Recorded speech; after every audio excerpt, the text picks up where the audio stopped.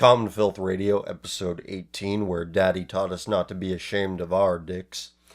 As always, you can email me your questions, commonfilth@commonfilth.com, which we will get to later. But first, we're going to talk about Scandinavia and white privilege being taught in American universities. And before we get to that, I would like to remind you can always support the show by shopping on the Amazon affiliate link below, making your purchases through that. It's real easy to do. All you have to do is click on it, make a purchase within, I think, 24 hours. I think that's how long the cookie lasts that tracks the number that I have in that URL. And whatever you purchase, I get a percentage of, and it costs you nothing additional. But enough of that, let's get started. This article is from Yahoo News. For a select group of students at the University of Notre Dame, a typical course load may include Human Biology 101, Introduction to Stats, 19th Century Russian Literature, and the White Privilege Seminar. The last course, a new offering by the university in South Bend, Indiana, is getting plenty of attention from critics who say it indoctrinates students and shames white people. Sociology 25280, or White Privilege Seminar, an introduction to the intersections of privilege, is a 1-credit, 6-week sociology class designed to educate and train 10 carefully selected students on the definitions of and causes and effects of white privilege according to the course description. Some great grammar there. What I see with this course is that it is teaching a flawed and inherently racist sociological theory as fact. Turning his focus on the course, Professor Iris Outlaw Gianfala continued. This is a faculty member who helped organize protests against the college Republicans' hosting of Ann Coulter on campus last year under the premise that Ann was a perpetrator of racial hate speech. Nothing is stopping her, however, from spewing the idea of white privilege and consequently white guilt in a university-sanctioned course. Now, I'm going to stop there because we need to address who the professor is. I did a simple Google search of Iris Outlaw, and to either no one's surprise or everyone's surprise, depending on how you're looking at this, it is taught by a dreadlocked black lady. So it's obviously going to be a kill Whitey rally. Nothing more than subsidized kill Whitey bullshit. Though I must give Professor Outlaw her credit for not taking the government job. The University of Notre Dame is it's not a public entity. For our international audience, the University of Notre Dame is a traditionally Catholic institution. It's affiliated with the Roman Catholic Church, and it is perhaps most known in America for its football program, where it has had an exclusive TV deal with NBC for quite some time. And to put that into context, there is no other college football program that has their own TV deal. They might be affiliated with a conference that has a TV deal, but Notre Dame is getting all that money directly, which is why they are independent and unaffiliated with any other athletic conference. But the reason I'm mentioning this is because it is through this lucrative TV deal that this shit is being subsidized. There is a map of ideological bent and propensity for voter turnout associated with different fans of different sports leagues in America. WNBA has a strong leftist bent and high voter turnout rate, whereas college football is almost the inverse. So look at what these good goy conservatives buying tickets to these football games, watching these football games on TV are doing. If you're buying a ticket to Notre Dame football game or you're watching them on TV, you are contributing to the perpetuation of white privilege, the idea of white privilege on their campus. When you start attacking the institution of sports from this angle, people are very hostile towards that because they like it, because they perceive it as something that's apolitical and without any sort of ideology. But those football bucks are funding, Professor Outlaw's salary. But even if you do remove the money the university makes from their athletic programs, you still have a very significant endowment given to them by the students and banks and parents who pay tuition. Ultimately, it's up to the students and the parents of the students, those who are paying for this or those who are choosing to take out loans for an education at this place. They could say, no, I'm not going to pay for this because part of my tuition goes to pay the salaries and the facilities of that which I find abhorrent and distasteful. But they won't do this because they like going to the games, they like going to the student union, they like hanging out at the dorms because they're weak. They think this is life, this artificial environment, this is what life is. And this is for people who I was quoted in the article that I read. This is directed at those kinds of people that think there's still any merit to be had in the education system, who think there's anything that is even apolitical to be had within the education system. You cannot separate how something is said from what is said.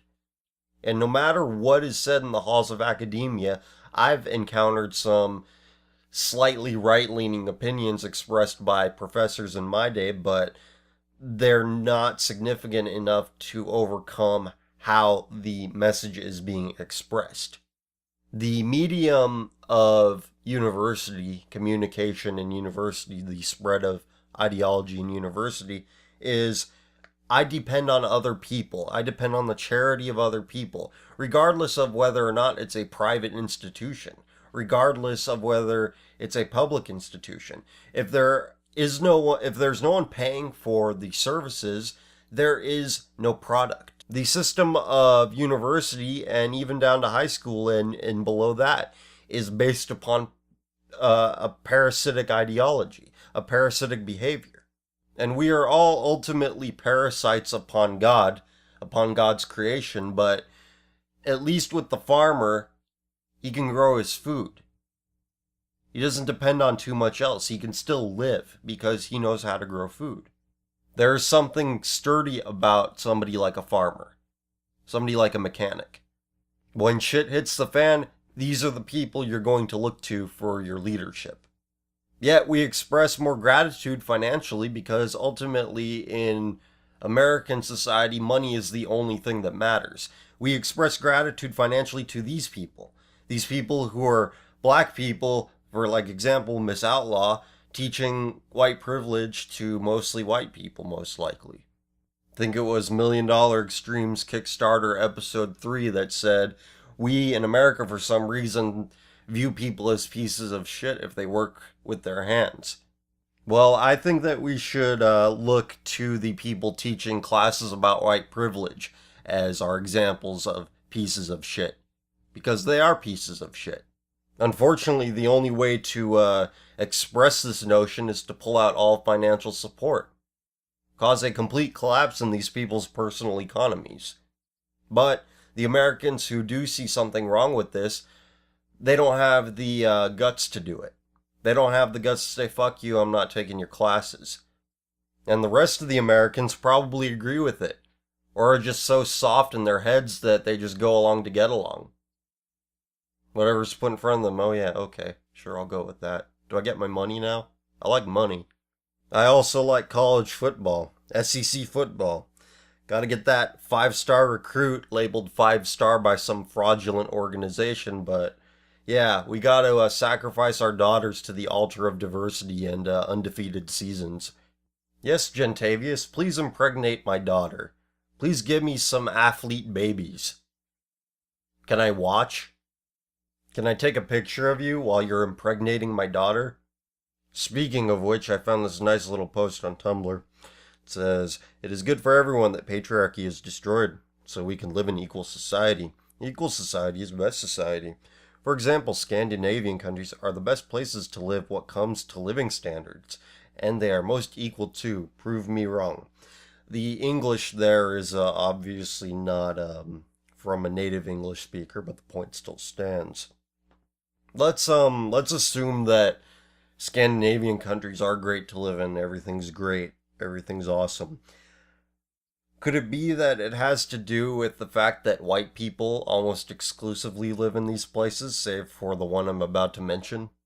You know, those evil white people who planted the tree whose shade you enjoy to this day. Whose shade you've enjoyed so much that you don't know what real danger is anymore, so you're importing it from East Africa. And let's say that, yes, these societies are equal. I'm sure they are quite equal. Could it be that you've dumbed down your men so much that you have no one left to fight for you in case these vibrants get a little too uppity or Russia comes knocking at your back door? Hey, we want this. We're gonna take it because you have no military. And you know what? I hope they do take it. We need some rowdy Slav blood. We need a little. We need some mixed Wops and Slavs. That's what we need. Think about it. In America, those of Nordic and Scandi descent are pussies. They're afraid of being called a word invented by Russian communists, ironically enough. But look at the Irish, look at the Italians.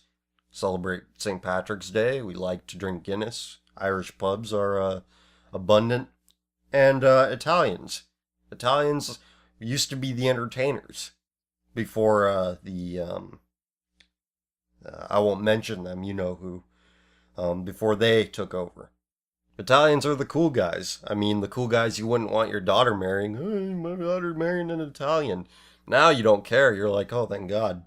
I mean, these people, they aren't necessarily white by good behavior standards, but you need a little edge to you in order to keep invaders at bay. And it's no shock with this in mind that you look at national pride polls done throughout Europe, and Italy ranks among the highest. They have a very positive opinion of their culture. Compare that to the distant northerners up in Sweden. They think their culture is inferior to a bunch of fucking pirates. Do what you want because a pirate is free. Because you're free to do anything in Sweden if you're a Somalian. Yar har fiddly fee. And another screenshot from Tumblr that I took and will post sometime after I post this podcast up to YouTube. This person posted, final mark in women's studies. This is in all caps, mind you, the whole post. Feminist thought in action. 87.49% in university. I feel validated as a feminist because I have grown and improved and opened my mind to many other things that I had not previously considered, and someone with a PhD recognized it. I am a feminist in all capacities, and now I can back that up with legitimate transcripts. Bye, haters. This is the single best mark I will get this semester by far, and I am so proud of myself. Thank you and good night. Before I shifted focus to podcasting and doing the YouTube thing, I wrote on the website, which I have most of the articles unpublished now because I'm working on a relaunch of the website. I wrote that university exploits certain aspects of the female psyche, and we all suffer the consequences for it. And the consequences of this, I just read it, feminism. I agreed with my professor 87% of the time. I'm a smart person. How do I know I'm smart? Because this person has a PhD that they got for agreeing with their professors for God knows how many years. All women really want in life, and by that I don't mean all women. I don't have to say that. I shouldn't have to say that. We're all adults here, but all they really want is validation. You saw it in the post. And how would they used to get that validation? They'd get it from their husbands. They'd get it from their husbands when you got home from work. A kiss on the cheek. Hi, honey, good to see you. They'd get it from their children.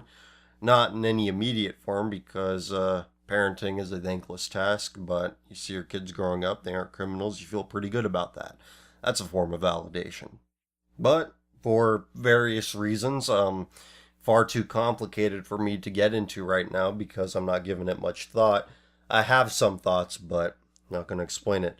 Regardless, women are taught that family life and having relationships is secondary to working, to being a careerist lady, to being a student, a feminist student. You get the validation in the short term with an 87% grade and a salary, but who is going to remember your grade? Not even you are going to remember your grade. It's like I used to think that, oh yeah, I'll remember grades I got in school. No, I don't remember. You aren't going to remember that time where your paycheck was slightly higher or lower than it was the last paycheck you got. The things we do, the things we remember, have nothing to do with numbers. It has to do with experience, something you can't quantify. Something you can't put in a nice, neat little pile. This applies to men or women. My greatest memories are things that I can't even mention because they're so insignificant. The situation was I was happy, the people around me were happy, we were doing something unexpected or something small or stupid, and it was great. Those are the things you're going to remember, regardless of who you are. Not, oh, I got this percentage of points in my class overall. It makes me sad that these people put this much value in grades. They put this much value in the opinions of people who won't remember them as soon as the semester is over. Maybe these weird ideologies like white privilege and feminism are things to replace the void of love. That void where they never learned how to love. It's something to think about, but who knows. But while we think about it, let's get into some questions. Let's start off by finishing the leftover Ask FM questions. Of course, these are all anonymous. We'll get back to the Ask FM questions later. What do you make of Half Chan's new and improved poll? For those of you who don't know, Half Chan is 8chan, which came about when it was revealed that Moot was a dirty traitor. It's a lot better than, well, I mean, 4chan's poll I think is gone now, so it's not even better than it. It is the poll. So, but I like what they do. You can get all the latest updates on happenings and red pills, and it's a frequented spot now. But nothing can really compare to 2011 when 4chan, for CHON, came about with their new board.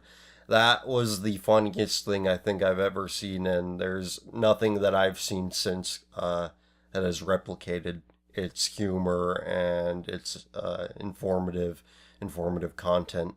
But this leads nicely into the next question from mine.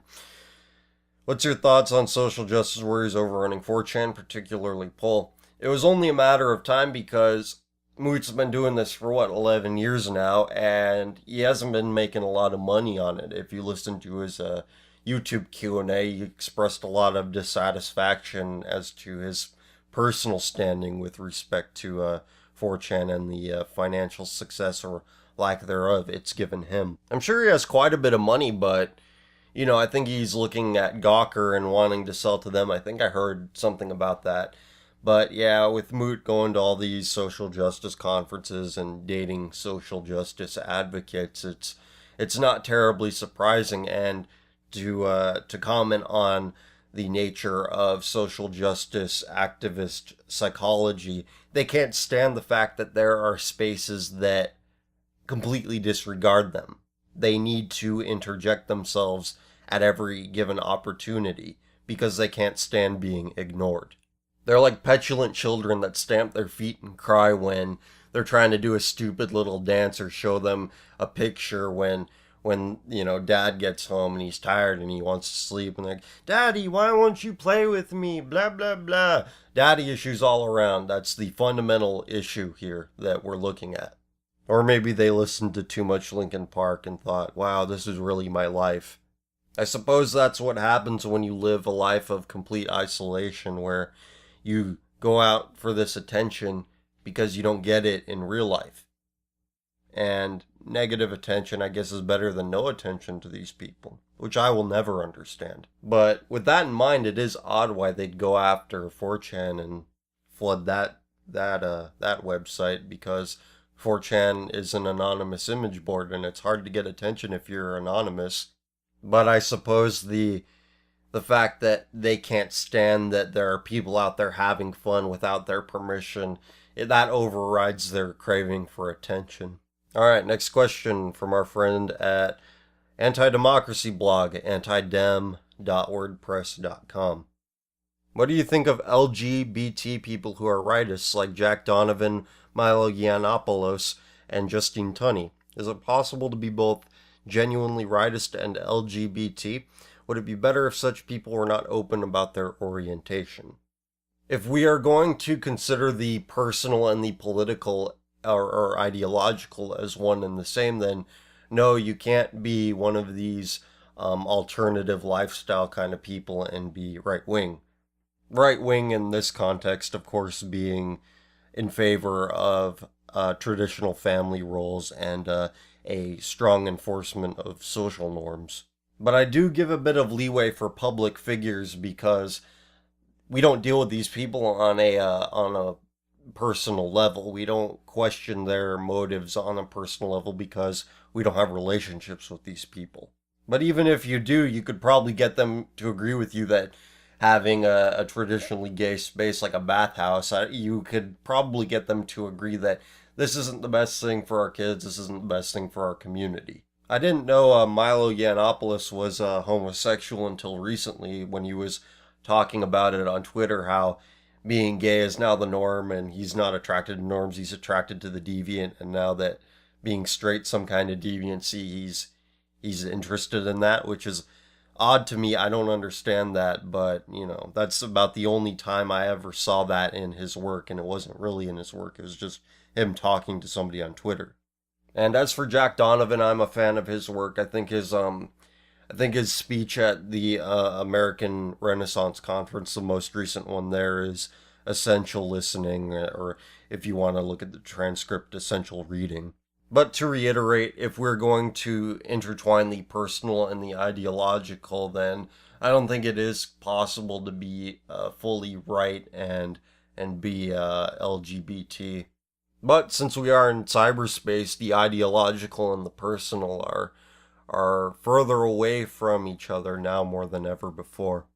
So I suppose I have two answers for this, yes and no, depending on the situation. If we're just exchanging ideas on the internet about, whatever it is, and we agree on something, then yes, the LGBT group can be right wing. But if we're in real life and we're living in the Castro district or something, then we aren't thinking about that too much. From the August 23rd, 1994 issue of The Advocate, percentage of homosexuals who said they engaged in three-way sex was at 48%, so I imagine those are the kinds of people that do live in that area. If you're confronted with that grim reality, I don't think you're caring too much what their opinions on Hitler, Moldbug, or Pat Buchanan are. And just for the sake of completion, Scott Lively, who runs Defend the Family, he wrote a book called, I think, The Pink Swastika, which actually brings up a few good points regarding the rise of National Socialism and its connections to homosexuality. So that's available somewhere on the internet. It shouldn't be too hard to find. It may compromise what I just said or confirm what I just said. I'm not quite sure where it fits in yet, but there you go. Next question. It's from Ask FM, like the previous one, but this one's asked anonymously. Why do people crave attention and validation? Well, like I said earlier, I guess we all share some commonality with the social justice mindset. At least not to the degree to which it is amplified in them, but no one wants to be ignored. It's like a child who acts out. They're usually being ignored. They want somebody to know that they exist. People need an idea of where they are socially, which is why they need that validation. They need to know where they are in relation to other people, and when they meet somebody's standards, they get a buzz from that because they get a sense of belonging from it. And a sense of belonging is okay, and validation is something that is neutral. We just need to make sure as a culture that this desire is redirected in a healthy, positive, productive way. But unfortunately, we have failed as a culture, and we've failed miserably. So now everybody gets validation through grades and pats on the heads from their teachers. We get this validation in place of a parent telling us, good job, thank you for helping me with something, or thank you for being a good child, or validation from the old neighbor lady who needs some help with household chores. Validation should come from giving somebody else a genuine sense of worth rather than just some checking of the box. Oh, you got this right on your paper. Okay, yeah, check it off. 89 or 87 if we're going to recall that earlier post we mentioned. If you think about it, grades and doing well on assignments are no different than Xbox achievement points. I mean, your employment prospects are virtually the same if you're studying the humanities. Shit, if you think about it, playing Xbox is probably more lucrative now. You could throw that shit up on Twitch and charge for subscriptions. Come watch me play Bayou Billy as I scream profanities into a microphone. Shit, that's no more or less dignified than writing about white privilege for a black professor. Let's answer some email questions because those were sent earlier in the week, and in fairness to those people, we'll go through those next. But we'll get to the Ask FM questions again if we have time this episode. This one is from Shane. Wanted to drop in and ask you to read this article and give an opinion on it. It's about how men nowadays pursue their own interests and things like video games rather than go through the many hoops to jump through in the current world of dating. How they would rather hang out with other men than seek the company of women whose expectations are too high. What do you think of men like this? Are they degenerate or are they right from turning away from these types of women? And the article Shane emailed is from Breitbart, which I will link to below. It's a combination of being degenerate and being right. There are women out there in American culture, in American society, that are worth pursuing and starting relationships with. The number is declining, no doubt about that. But it is odd when you encounter a person who just completely rejects the notion of pair bonding because it is a very integral part of the human experience. But in argument against that, it is riskier for a man to date, to meet different women and to go out with different women now because of the rape hysteria. What if you take home a lady and you decide, you're attracted to each other and you do what humans do? If she feels any feeling of regret over that, you're fucked. And that's just a short-term thing. That's just like a quick snap of the fingers kind of decision. What if she sees it through and gets married to you or something? Which conservatives are completely callous to. I mean, you hear of guys getting fucked over in divorce and they just kind of shuffle their feet. Or they make fun of the guy for not keeping his woman in check or something. And maybe he couldn't keep his wife interested or keep the respect of her because he never learned how to talk to them. He thought maybe, I'll just be a nice guy and cater to her every whim and she'll like that. No, she doesn't like that. She wants to be led. And to that I say you have a civilization. I think civilization is inherently hostile towards the male imperative because you need to preserve the female population in order to preserve the civilization.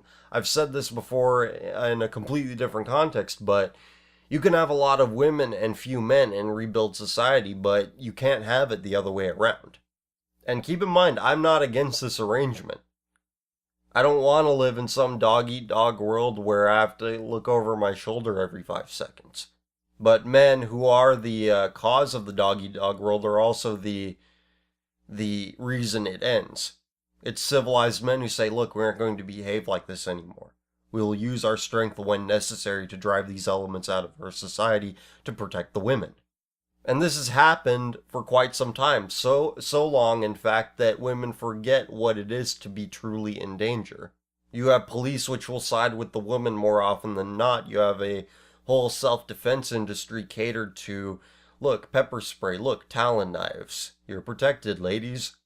Men have a desire to shield women from cruelty because women are life bearers. You cannot have life without women. But I think this has been done so effectively that in its void, you're seeing, in this void of any true danger, you are seeing the rise of radical feminism, the rise of rape hysteria. They no longer know what men have done for them in terms of setting up a world where they are protected. At this point, they only see the danger from afar and say, that's bad, men are evil, oh my god, not realizing that it's men doing the violence on their behalf to stop these people from doing it on an even wider scale. So men aren't appreciated, and even when they do things that are worthy of appreciation, they get demonized for it. Hands up, don't shoot, that lie. That whole Ferguson bullshit. So you're really damned if you do, damned if you don't. But in terms of interpersonal relationship, I mean, Put in the effort. Find the exceptional woman out there that somehow escaped all sort of indoctrination. Next up, Han's question. Do you think that it is harder for people these days who want to live a straight and narrow life? What advice do you have to give for people who wish to live such lives? Unrelated question, but what is your favorite genre of book? I think it's only hard if you take seriously the values and opinions of those who look down upon a what we believe to be a standard life. I think the people out there who are against a straight and narrow life are people who have done shameful things in public, who have no problem with public drunkenness, who have no problem with, getting put in a cop car and getting booked for the night. The people that have no problem with drug experimentation, the people that have no problem with sexual experimentation.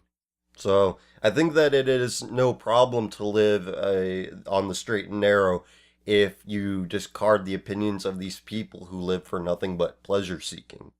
People, especially men, have to have some sense of personal integrity, some idea of how things should be, and not waver from that, because I think that's an important virtue for a man to have. For example, I get people who hurl all sorts of insults my way on a semi-weekly basis in the comment section of these podcasts, but they don't bother me. Once upon a time, they probably do, but I have a more developed sense of right and wrong than I did during, my younger days. Don't feed the trolls. They just want attention like so many other people. Next question. I'm 16 years old and I'm a sophomore in high school. I'm a very bad student and I'm labeled dumb and stupid by my fellow students. I have a very bad learning disability where I can't understand instructions too well and I can't learn by having information shot at me. However, I have learned by myself how to use a computer and how to build one, and I help with computer problems. The school I attend has disregarded that and labels me as stupid, and I am punished because I have bad grades due to me not being able to learn. What's your opinion on this? I'm going to read to you something by Winnie the Pooh. Not by him, the author of Winnie the Pooh. Something Winnie the Pooh said, and no, I'm not fucking with you here.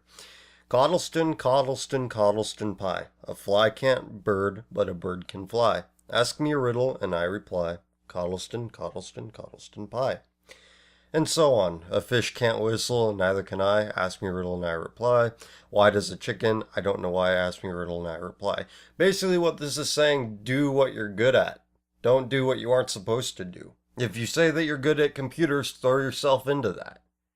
In your free time, throw yourself into learning more about computers and getting better at computers, whether it be repairing, building, etc. And another thing, don't take high school too seriously. You might remember the people that are mean to you, but they sure as shit won't remember you, and that's a good thing. I'm not an expert on learning disabilities, but there are people that specialize in helping people with learning disabilities, and I think that you should seek those people out and learn to work around your handicaps. But whatever you decide to do, keep it in mind that this environment you are existing in right now, that you primarily exist in, it's not going to last forever, and it'll be over sooner than you think. Alright, back to the Ask FM questions, since we do have time. Since you're always going on about dysgenic breeding, what is your opinion on eugenics? Do you think that eugenics could be utilized to improve the quality of the common man? Eugenics is the idea that the common man should not breed, which is not what I'm saying. What I'm saying is that there are systemic practices in place that are causing dysgenics to happen. It's a pretty simple idea if you apply a light Darwinism to it. We have an expansive welfare state that incentivizes failure. We have a welfare state that says, oh, you have a couple of illegitimate children, well, for each one, we'll give you more money. And people depend on this. People depend on the charity of EBT and other handouts. So they have more babies to get more money, and what are those babies? They're just as fucking stupid and gross as their parents. There is no hope of them ever improving beyond what their parents are. The weakness of the white taxpayer has created the system. And eugenics would be more difficult because it's pretty hard to incentivize intelligent people since they have different reproductive strategies. The intelligent among us approach everything with a resource deficiency in mind. I'm not going to have this resource all the time, whatever that resource may be. And in any case, children are a drain on resources. They're a necessary drain if you do it right, but they are a drain. So the intelligent person has it in their mind, okay, I'm going to have either no children or few children in order to preserve the resources. So I'm at a loss. I cannot imagine a form of indirect eugenics like we have a form of indirect dysgenics right now. There was a sperm bank in the 80s that was run by this guy who would collect sperm from a very difficult screening process. You know, you'd send in your sperm, they'd pay you, but you'd have to first meet all these criteria. You'd have to be a certain IQ, you have to be a college graduate, you have to have no criminal record, etc.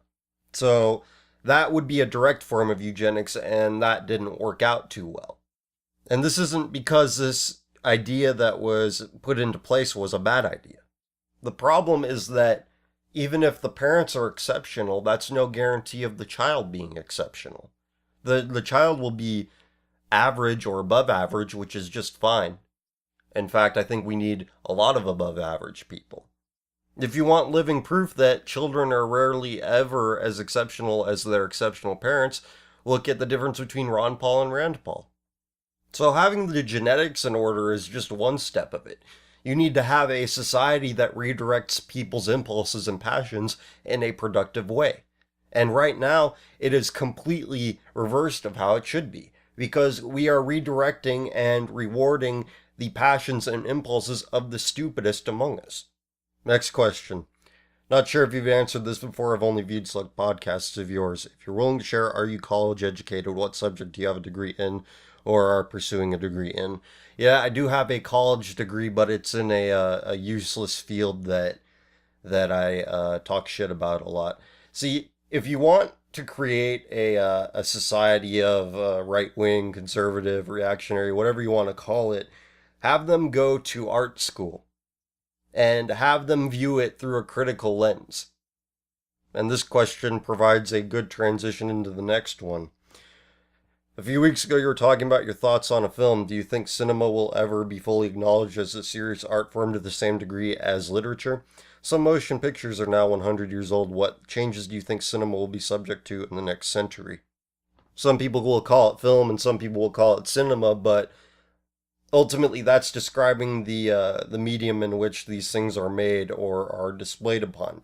And these things are going away. Film is no longer film. It's not shot on film. Nearly every movie is shot on digital cameras. But I think that it's already a superior artistic medium to literature because it's more visceral and it's more capable of saying things which go beyond the intention of the filmmaker and what goes beyond what's shown on the screen and what's said on the screen. And when I say that it's a superior medium, I'm not taking into account what comes out of Hollywood because that's purely a product. One theorist said that film is the only form of art born out of capitalism. So you will always have that consumerist mindset towards film. You can't remove it completely, but Hollywood revels in it, so I don't consider it art. I think it's very vulgar. And that's not to say that good films don't make it into the multiplexes in suburbia, they do. But it's happening with such little frequency that I find it disturbing and I go to the movies less often because of it. And I think that I didn't answer the question about what my favorite genre of books was.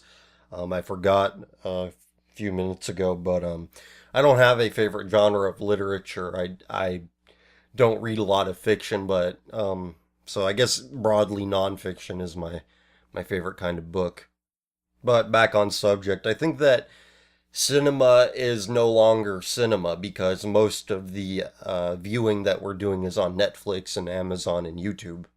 And it just started raining really hard, but the show must go on, so pardon any background noise. So with the transition to smaller screens in mind, Home theaters are becoming less expensive. It is easier to own an impressive TV at a reasonable price with a decent sound system and one that can hook up to the internet or a computer. And I think that the quality of movies won't change at all. There will always be more bad movies, more mediocre movies than there are good ones, but throughout any period of film, good movies always find a way to be made. My primary concern is the fact that film is no longer a physical medium. There's a lot to be said for having a roll of film and a projector. That will always work. But who's to say that that hard drive with that movie will last over time? Who's to say that the server that holds an entire series, and that's about the only place you can find it, who's to say that'll last? You know, these things, they might last, they might not. But if you put a film in its canister and leave it in there, that will last. You can crack it open under the right conditions and it'll still work. Another worry about archiving digital is the fact that formats can change over time. Codecs can change over time. All that is a concern when it comes to the archiving of digital film, and that film that only exists in the digital realm. So there are concerns that I have with film at this point, but I don't think that they're insurmountable concerns with regard to artistic merit and preservation of films. If the medium onto which art is printed won't last, then what good is it? Preservation is a very important thing that a lot of people don't seem to pay attention to. Next question. In an earlier video, I heard you talk about the firearms and how they make a better society. So what's your opinion on people who open carry firearms? Do you think it does the gun culture any good, or do you think it gives it a bad name? Anyone who freaks out about a guy having a holster and having a gun in his holster walking into a Starbucks is an idiot. Also idiotic are these people that take these big rifles that obviously will make people uncomfortable and posing with them for pictures in public places. I think that's ridiculous too, and that does give gun culture a bad name. There is a way to be nuanced about open carry, and that is to be responsible with it. Look, I have a gun, everyone. It's in my holster. That's responsible. That's everyday normal action. So I do support open carry, but not to make any sort of statement, because that's just stupid and it's done by the worst kind of people. Alright, next question and the last question. I'd like to thank you for answering my question for me last week. Great work on the show. I was wondering what you thought of the aromantic and asexual spectrum and their ideas of life. I mentioned earlier in this episode that I think that people that reject the idea of pair bonding and the practice of it are a little bit weird. Even stranger than that, not so strange considering the societal circumstances we find ourselves in, that people need to assign an identity to everything. Everything's a show of identity politics. For an asexual to say, I'm not attracted to anybody, or live their life that way, it's not fine to me, but you know what, I can accept that. That's not something that's going to keep me up at night. But these ideas of, oh, I'm a heteroromantic asexual, I think that's really strange. If someone is of this persuasion, then why don't they just say, oh, I just like to have a lot of friends, I'm not really interested in a relationship, and not let on the fact that they have this weird identity in their own heads. You know what positive, non-sexual interaction is called between people? That's called friendship. Friendship is a very important thing, but I fail to see how it can be ideological or political in any way, shape, or form. I could go into a psychoanalysis of the asexual mindset, saying that they have some sort of trauma that leads them to be averse to sexual contact, but honestly, I've never known any of these people, and they don't exist in any significant enough capacity to comment upon in that way. So with that being said, that's why I don't really mind the Tumblr tag for screenshots for asexual, because I don't find it interesting enough. It's such a low-level form of deviancy, and I do mean deviancy, it's not normal. That's what I mean when I say deviancy. It's not interesting enough to expose or comment upon, but those polyamorous types, those people are just, I don't even know what those people are thinking. They're basically saying that they want to be slutty and gross, but have a cool little label attached to it, draw their little symbols and flags for it. These people don't have enough moral courage to take a step back and say, hey, wait a minute, maybe this isn't the right way to live. You know, those little feelings of inferiority, those little bits of doubt in their head, they're probably from those evil Christians that are brainwashing them that they never have any contact with on a day-to-day basis, but that's why people are so weird about sex. It's those evil bigoted Christians. But if I could stop being sarcastic, I think it's very sad that people live lives defined completely by vices, by completely by what they find to be fun and enjoyable in the short term. And those feelings of guilt they get in the long term, well, that's somebody else's fault. That's not their fault. They don't think it's their fault, even though they engage in the behavior. They think these invisible forces are shaming them, even though people mind their own business by and large. I don't have much else to say on the subject, so we're done with the questions until next week, which I must say I'm not sure if there's going to be a show next week. I might do a small little update, but we'll see what happens. And since you're listening in this far, I would like to remind you that we're just a couple of weeks away from the debut of Common Filth Radio, the best of 2014, which will be released to Bandcamp. It's going to include all sorts of exclusive content, at least 2 hours of taken from every episode from this year, and it'll all be remastered, so all of the volume will be louder and the quietness in some of the episodes won't be an issue. The release date for Common Filth Radio, the best of 2014, is January 6, 2015. Mark your calendars, it's on a Tuesday. It will release the same day as a new episode. Don't worry, I won't change the release date on you because there's still some work to be done on it, but it will definitely be ready in time for the release date I just gave you.